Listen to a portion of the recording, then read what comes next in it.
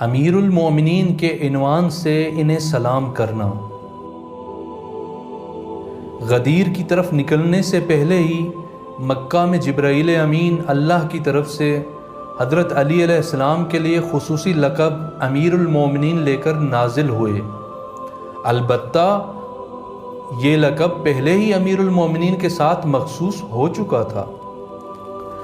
پیغمبر اکرم صلی اللہ علیہ وآلہ وسلم نے اصحاب کرام کو حکم دیا کہ وہ ایک جگہ پر جمع ہوں اور ایک خاص اہتمام کے ساتھ علی علیہ السلام کے پاس جائیں اور انہیں امیر المومنین کے عنوان سے سلام کریں اور کہیں السلام علیک یا امیر المؤمنین۔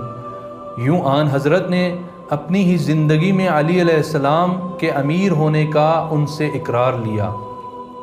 ابو بکر اور عمر بن خطاب نے اس موقع پر پیغمبر اکرم صلی اللہ علیہ وآلہ وسلم پر اعتراض کرتے ہوئے کہا، کیا یہ خدا اور اس کے رسول کا کوئی حق ہے؟